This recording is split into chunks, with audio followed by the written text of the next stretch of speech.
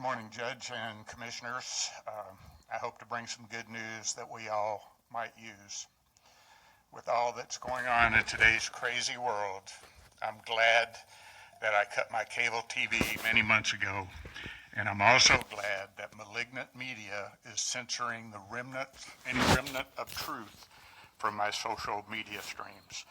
This malignancy of media has brought me closer to the source of America's truth, the mountaintop pinnacle of America, which is the laws of nature and of nature's God.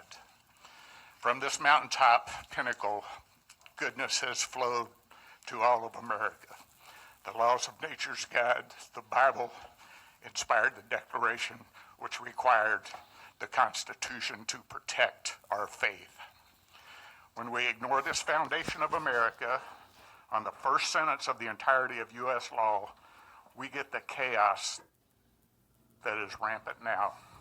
We get a criminal who thinks he is president when in fact only fraud and treason are deceiving our country into thinking it so. My evidence for this crime is so obvious, even this candidate's admission of guilt when he said, "We have put together the most extensive and inclusive voter fraud organization in the history of politics," is surpassed only by the evidence of graphing the number of votes over time for the November 3rd presidential and the January 3rd dual elections of senatorial candidates in Georgia. These graphs are only possible by use of extensive voter fraud confessed by the candidate. You, as our county body, and the sheriff, as our ultimate law enforcement authority here, cannot assume that this fraudulent crime is fact. You must ignore any edicts claimed as law that come from either a violation of our Constitution's only written guarantee, that's Article 4, our Constitution's first line of law, Article 1, Section 1, or the Declaration's first sentence, the laws of nature and of nature's God. If you will remember the first three sentences of the Declaration, you can avoid the pitfalls of sin and corruption that the devil is forcing upon us now. You will know God's promise that inspired the Declaration that required the Constitution to protect our faith. You will be guided by the light of God and our Declaration's truth that thankfully guided our founders. Thank you.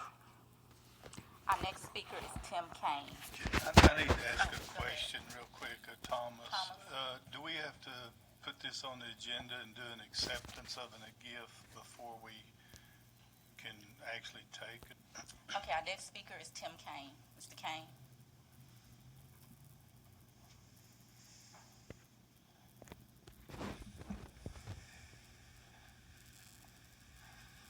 Good morning. Good morning. I wanted to refer you to an article by Roy Murdoch, who is a senior fellow with the London Center for Policy Research. He has reviewed the various analyses and studies that have been done of official statewide data for the last presidential election. And let me just give you one state as an example. This is Pennsylvania, and this comes from a report of the Pennsylvania State Senate. The official state voting records indicate that 6,760,230 people voted in the presidential election. Some voted in person, some voted absentee, some voted mail-in, but 6,760,230 people voted. There were 6,931,060 votes counted in Pennsylvania. In other words, there were 170,830 votes counted for which there were no people. Now, I'm not including Arizona, where there were 19,000 people who voted in the Arizona election who lived out of state. Again, official state election data. And I'm not counting the 19,000 people from out of state who voted in Nevada's election. And in all three of those cases, in Pennsylvania that I referenced initially, so we had 170,830 extra votes for which there were no people, and the margin of victory for Mr. Biden was 18,062 votes. So when I read this statement in Thursday, January 7th, Wall Street Journal, page A6, a statement made by the Senate Majority Leader Mitch McConnell, he said, there was no evidence of fraud anywhere near the massive scale that would have tipped this entire election. That statement is demonstrably false. And so the ninth commandment says, thou shalt not bear false witness, and that's what he was doing. He was doing the same thing that the governors and secretaries of state of these aforementioned states did when they certified the electors.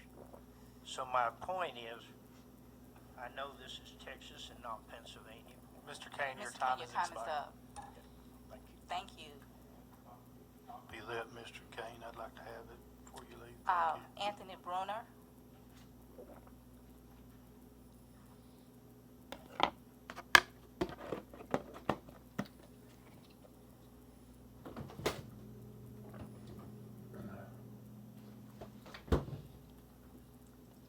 I come to you today as we start a new year.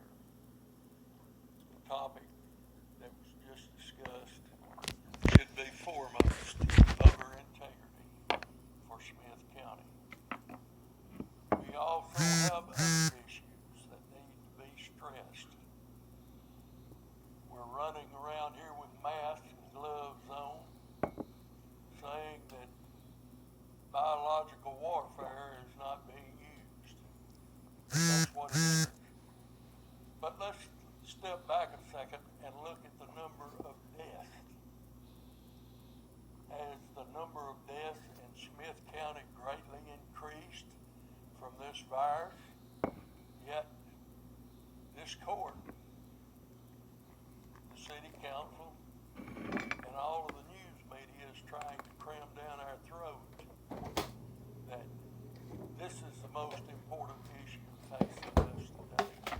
I ask you to provide leadership and deal with the important issues. And the virus is not the important issue. Thank you. God bless. Thank you. Our next speaker is Delilah Renner.